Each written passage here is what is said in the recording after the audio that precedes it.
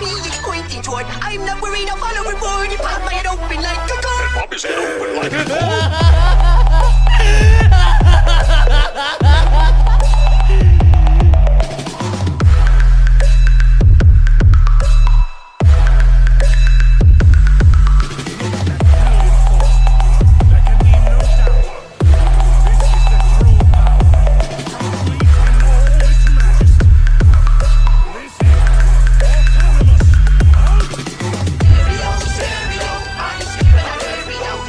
इस एपिसोड की स्टार्टिंग में हम देखते हैं गोहान को। इस मोमेंट पर गोहान काफ़ी ज़्यादा एक्सप्रेशनलेस लग रहा था। गोहान यह मानने को तैयार नहीं था कि उसने गोकू को हरा दिया। गोहान अपने आप से ही कहता है कि हो सकता है डैड ने अपनी पूरी पावर ना दिखाई, और फिर वो इसी चीज़ को पकड़कर बैठ जाता है कि गोकू ने अपनी पूरी पावर नहीं दिखाई, इसकी वजह से गोहान जीत गया। तभी गोहान के रूम में फीमेल सैन आती है। फीमेल सैन गोहान से कहती है, तो गोहान तुम्हें कुम्बर और लेवाइटन इन दोनों ने ही बुलाया है, तो इस मोमेंट पर तुम्हें उनके रूम में जाना पड़ेगा, और मुझे भी वहाँ पर काफ़ी इंपॉर्टेंट काम से बुलाया गया है। फीमेल सैन और गोहान दोनों ही लेवाइटन के रूम में जाते हैं। इस मोड पर लेवाइटन और कुम्बर ये दोनों ही फीमेल सैन और गोहान इन दोनों का वेट ही कर रहे थे। लेवाइटन कुम्बर फीमेल सैन और गोहान से कहते हैं कि वो दरवाज़ा लगा लो। कुम्बर फीमेल सैन से कहता है, अगर तुम चाहो तो तुम जा सकती हो, पर गोहान तुम्हें यहाँ पर रुकना है, हमें तुमसे काफ़ी इंपॉर्टेंट बात करना है। फीमेल सैन कहती है कि मैं भी ये बात सुनना चाहूँगी। कुम्बर कहता है कोई प्रॉब्लम नहीं। कुम्बर गोहान से कहता है, गोहान जब तुम सैन एम्पायर बने थे तब काफ़ी सारी चीज़ें तुम्हें हमें बतानी चाहिए थी, पर हमने तुम्हें वो सारी चीज़ें तब नहीं बताई, पर इस मोमेंट पर अब तुम सबसे स्ट्रॉन्गेस्ट सैन हो। इस मोमेंट पर अगर गोकू जब पावर मिलने के बाद बेकाबू हो जाएगा तो तुम ही हो जो उसे रोक सकता है। और कुम्बर कहता है कि ये हमारे एंशिएंट्स ने कही और लिखी गई बातें हैं, और सील्स का इतिहास भी यहीं से चालू होने वाला है। लेवाइटन गोहान से कहता है, मुझे माफ़ कर देना कि मैं जब तुम सैन एम्पायर थे तब मैंने तुम्हें चीज़ें नहीं बताई, पर हाँ मैं अब बता रहा हूँ, और तुम यहाँ पर काफ़ी इंपॉर्टेंट रोल प्ले करने वाले हो। लेवाइटन कहानी बताना स्टार्ट करता है। वो कहता है, जब मेटावर्स पूरी तरह से बन रहा था तब काफ़ी सारी गॉड स्पीशीज़ को बनाया गया था, जैसे कि जेनोस, एंजल्स और नेमेकियंस। गॉड्स की जो ये सारी स्पीशीज़ बनाई गई, तो ये सारी स्पीशीज़ अपना काम कर रही है या नहीं ये भी चेक करना था। इस मोड पर जिन गॉड्स ने मेटावर्स को बनाया और मेटावर्स धीरे धीरे बन रहा था, तो वो लोग इनके ऊपर तो ध्यान नहीं दे सकते थे, तो उन लोगों ने सोचा कि हम एक ऐसी स्पीशीज़ बनाएं जो इस मोड पर एंजल्स, जेनिस, नेमेकियंस ऐसी तमाम गॉडेस स्पीशीज़ के ऊपर नज़र रखे और उन्हें बार बार ये एहसास दिलाते रहे कि उनका काम क्या है। उनमें से ही एक गॉड जिसका नाम माशोका था। माशोका वैसे काफ़ी पावरफुल था। उसने सारे ही गॉड्स की एक मीटिंग बुलाई। उसने कहा कि हमें ऐसी स्पीशीज़ की वाकई में ज़रूरत पड़ेगी, क्योंकि एंजल, जेनिस, नेमेकियंस और ऐसी तमाम स्पीशीज़ के ऊपर हम ध्यान नहीं रख सकते। इसके लिए हमें किसी को तो भी क्रिएट करना ही होगा। इस मोड पर माशोका इसकी जिम्मेदारी अपने सर पर ले लेता है और सारे गॉड उसकी बात मान जाते हैं। पर इस मोड पर माशोका के दिमाग में एक प्रॉब्लम थी। असल में माशोका के दिमाग में दो अलग अलग पर्सनैलिटीज़ रह रही थी, और दोनों ही पर्सनैलिटीज़, एक ज़मीन है तो दूसरा आसमान है, एक आग है तो एक पानी है, मतलब कि दोनों पर्सनैलिटीज़ एक दूसरे की ऑपोजिट थी। इस मोड पर माशोका दोनों ही पर्सनैलिटीज़ को बाहर निकाल लेता है, जिससे कि इस मोड पर माशोका इसका एग्जिस्टेंस मिट चुका है और दो नए नाइनशेड गॉड एग्जिस्टेंस में आए। माशोका की एक पर्सनैलिटी जिसे नाम मिला ज़हाकुतेन। इस मोड पर ये पर्सनैलिटी उसकी प्योर हेड्रेड थी। उसके हाथ में एक स्टिक रहती थी और ये काफ़ी हद तक किसी एप की तरह लगती थी, और ये काफ़ी ज़्यादा एग्रेसिव थी। इसके मन में सिर्फ हेट्रेड बढ़ी हुई थी, क्योंकि ये उसकी हेट्रेड थी। माशोका की जो दूसरी पर्सनैलिटी थी वो पूरी तरह से एक काइंड पर्सनैलिटी थी, और इस पर्सनैलिटी का नाम है सन वुकोंग। ये स्ट्रेंथ के मामले काफ़ी ज़्यादा पावरफुल था, पर ज़हाकुटेन और वुकोंग ये दोनों अलग अलग नेचर से बने थे, पर इन दोनों की पावर्स एकदम सेम थी।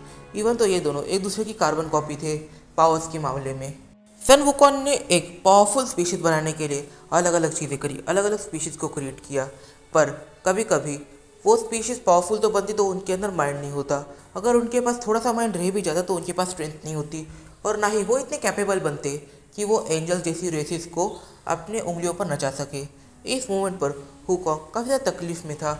फिर वुकोंग और थोड़ा टाइम वेस्ट करता है और वो क्रिएट करता है साइयन डिज़ाइन को, और जब वो साइयंस को क्रिएट करता है तब वो ये रियलाइज़ करता है कि ये लोग पावरफुल है, इनके पास माइंड भी है, और ये इस मोमेंट पर इस चीज़ के लिए कैपेबल है। जब हुकॉन्ग ने अपने पहले सेन को बनाया तब वो सेन ठीक ठीक सा था, मतलब कि उसके पास इतनी ज़्यादा भी स्ट्रेंथ नहीं थी जितनी स्ट्रेंथ गोकू वेजिटा इनके पास है। पर इस मोड पर वो अपने काम कर सकता था, मतलब कि इस काम के लिए परफेक्ट था। और साथ ही में उसका नेचर काफ़ी अच्छा था, किसी एंजल की तरह, जो साइंस के एकदम ऑपोजिट होता है। असल में हुकॉन्ग ने साइंस के नेचर को काफ़ी शांत और अच्छा बनाया था ताकि वो ज़्यादा ही ज़ोर ज़बरदस्ती ना कर सके।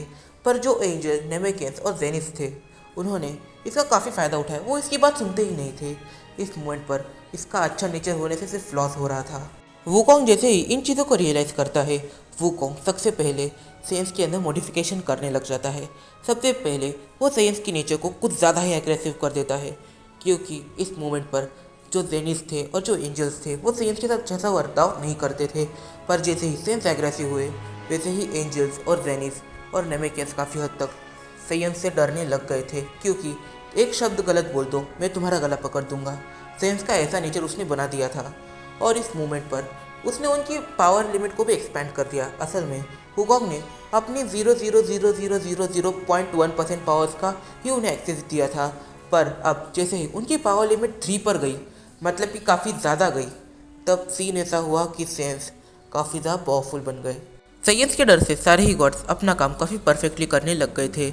इस मोमेंट पर साइंस काफ़ी ज़्यादा पावरफुल थे और जब सारे मेटावर्स के क्रिएटर्स यहाँ पर आए और उन्होंने सेंस को देखा तब उन्होंने सेंस को अप्रिशिएट किया और इस मोमेंट पर उन्होंने वूकोंग को अप्रिशिएट किया ऐसी स्पीशीज़ को क्रिएट करने के लिए।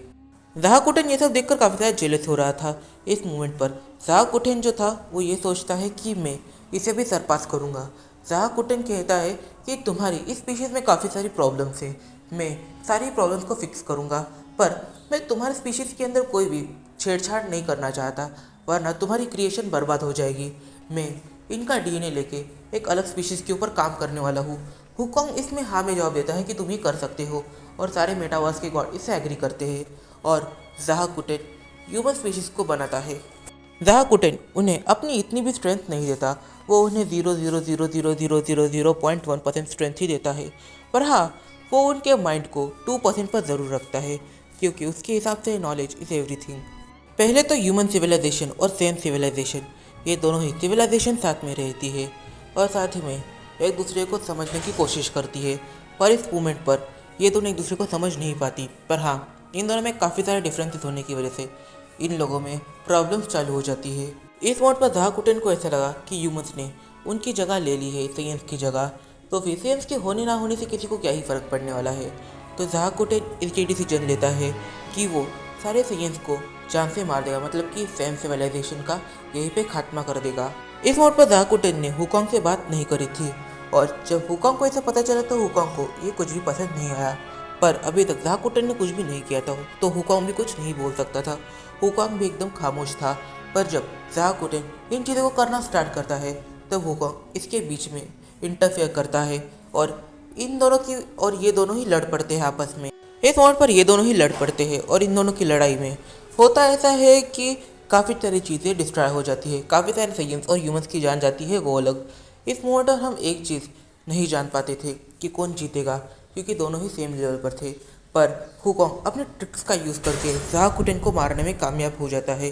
पर जैसे ही ज़ाकुटेन की मौत होती है वैसे ही हुकॉन्ग का भी नामो निशान मिट जाता है, क्योंकि इस मोड पर ज़ाकुटेन और वुकोंग दोनों ही माशोका के अलग अलग पर्सनैलिटीज़ थी। इसकी वजह से एक पर्सनैलिटी में तो दूसरी पर्सनैलिटी मर जाती है, पर जो रियल माशोका था वो उसकी जितनी भी पावर्स थी वो सारी पावर्स को वो 12 से एम्परर्स के पास रख देता है, पर एक सील के तौर पर। अगर तुम्हें उन सील्स को अचीव करना है तो तुम्हें उन्हें जान से मारना होगा, पर हाँ एक टफ बैटल में अगर तुम उन्हें किसी धोखे से मारने की कोशिश करते हो तो तुम्हें वो सील नहीं मिलेगा, और अगर किसी को वो सील अपने बच्चे को पास करना है, मतलब किसी सेने पर को वो सील अपने बेटे को देना है, तो उस बेटे को अपने बाप का खून पीना पड़ेगा। माशोका के आखिरी वर्ड ये थे कि मैं अगले जन्म में यहाँ पर वापस आऊँगा, मेरा री इनकारनेशन यहाँ पर आएगा और तब वो तुम लोगों से बैटल करेगा और तुमसे वो सील को जीतेगा। पर जब वो उन सील को जीतेगा तब उसे तुम्हें मारने की ज़रूरत नहीं पड़ेगी, तुम लोगों को हराते ही सील उसके पास चला जाएगा। इस मोड पर गोहान कंफर्म हो जाता है कि उसका डैड उसे काफ़ी ज़्यादा पावरफुल है, पर उसे अपनी ताकत का अंदाज़ा नहीं है और अभी तक उसे वो ट्रू पावर नहीं मिली है। पर जब उसे वो ट्रू पावर मिलेगी तब उसकी पावर एक नेक्स्ट लेवल पर होगी। इस मोड पर गोहान कहता है तो तब तक डैड ज़रा सा वीक रहेंगे। कुंबर गोहान से कहता है तुम इसे जितना आसान दिख रहा है उतना आसान समझो मत, क्योंकि अगर गलती से भी ज़हाकुटेन की कॉन्शियसनेस गोकू की बॉडी को कब्जा कर गई तो फिर ज़हाकुटेन पूरे सैयन रेल्म को डिस्ट्रॉय कर देगा और इस मोड पर किसी की भी जान नहीं छोड़ेगा। इस मोड पर गोहान कुंबर से कहता है मैं अपने डैड को काफ़ी अच्छे से जानता हूँ। ज़हाकुटेन चाह कर भी डैड की बॉडी पर अपना कब्जा नहीं कर सकता। डैड मेंटली ज़हाकुटेन से काफ़ी ज़्यादा पावरफुल है, वो मुझसे भी काफ़ी ज़्यादा पावरफुल है। इसका मतलब ये है कि डैड के होते हुए ये सारी चीज़ें होना पॉसिबल नहीं है। ज़हाकुटेन कभी डैड की बॉडी को पोजेस नहीं कर पाएगा, ना ही हुकॉन्ग पोजेस कर पाएगा। तो इस वीडियो में काफ़ी सारे सवाल निकल के आते हैं, जैसे कि आखिर गोकू की ट्रू पावर क्या होगी उसकी लास्ट ट्रांसफॉर्मेशन में जाते, और उसकी लास्ट ट्रांसफॉर्मेशन क्या हो सकती है, उसका पावर लेवल क्या हो सकता है। और आज इस वीडियो में हमने सिर्फ एक ही चीज़ जाना है, और वो चीज़ है कि इस सील का ओरिजिन क्या है और ये सील आखिर उन्हें हराने के बाद कैसे मिलते हैं। पर देखा जाए तो गोकू ने उन्हें हराया है और गोकू को ये सील मिल गए। पर अगर सैयन रेल्म का कोई सैन इन सील्स को कलेक्ट करना चाहता तो उन्हें सारे सैन एपर्स की जान लेनी पड़ती, तब जाके उसे ये सील्स मिल पाते। और इस मूवमेंट पर गोकू काफ़ी ज़्यादा फ्यूचर में ओवर पावर्ड होने के चांस दिख रहे हैं, और गोहान की पावर्स भी। हम लोगों को इसे इग्नोर नहीं करना चाहिए कि उसने दो सैन एपर और गोकू इन दोनों को डिफीट किया है, मतलब कि उसकी पावर्स भी कम नहीं होगी। पर कहा जाता है कि ये पावर उसकी लास्ट पावर है, इसके बाद गोहान पावरफुल नहीं हो सकता। तो फिर क्या गोकू अपनी लास्ट ट्रांसफॉर्मेशन में गोहान को तो हराने में कामयाब हो ही जाएगा, पर तब वो बैटल कैसी रहेगी, और साथ ही में क्या फीमेल सैन गोहान से कभी शादी कर पाएगी। तो इस वीडियो में काफ़ी ज़्यादा निकल के आते, तो इन सारे की हम जानेंगे अपने आने वाले कुछ वीडियोज़ में। तब तक के लिए बाय बाय। और गाइस, मेरी कल वाली वीडियो पर एक कमेंट आया था, उस कमेंट को पढ़ने के बाद मुझे ये समझ में आया कि लोग गोहान को इतना ज़्यादा पावरफुल नहीं देखना चाहते, और वो लोग ये कह रहे हैं कि अगर गोहान इतना पावरफुल रहेगा तो हम अनसब्सक्राइब कर देंगे। पर गाइज, मैं ये कहना चाहूँगा कि अगर गोहान इतना पावरफुल नहीं होगा तो फिर गोकू एक नई ट्रांसफॉर्मेशन को अचीव नहीं कर पाएगा। ये सिनेरियो बिल्कुल वैसा सिनेरियो है जो सिनेरियो हमें जीरेन वर्सेस गोकू इस बैटल में देखने को मिला था। गोकू के पास पहले अल्ट्रा इंस्टेंट या मास्टर अल्ट्रा इंस्टेंट नहीं थी, उसने वो जीरेन से बैटल करते समय अनलॉक करी थी। यही सिनेरियो यहाँ पे देखने को मिलने वाला है। मैं जानता हूँ, मैं भी एक गोकू फैन हूँ, मैं भी गोकू को हमेशा टॉप पर देखना चाहता हूँ, पर इस मोड पर स्टोरी लिखी जा चुकी है। मैं अगर इसके अंदर चेंजेस करूँगा तो जो फ्लो अभी तक बना है वो फ्लो पूरा टूट जाएगा। इस मोमेंट पर आपको गोहान कितना पावरफुल बस 3 से 4 एपिसोड से ही देखने को मिलने वाला है, बाकी फिर गोहान भी ज़रा वीक ही होगा। बट हाँ, उस कमेंट को पढ़ने के बाद मुझे ऐसा लग रहा है कि मुझे गोहान और लेवाटन इन दोनों की बैक स्टोरी के ऊपर वीडियो क्रिएट नहीं करनी चाहिए। अगर आपको कैसा लग रहा है इस बारे में मुझे कमेंट करके बताओ। अगर आप लोगों के ज़्यादातर कमेंट गोहान की तरफ होंगे तो फिर मैं गोहान की बैक स्टोरी के ऊपर वीडियो बनाऊंगा, पर अगर आपके कमेंट्स गोहान के बैक स्टोरी की तरफ नहीं रहेंगे तो फिर गोहान की बैक स्टोरी यहाँ पे मिसिंग रहेगी, और साथ ही लेवाटन की भी।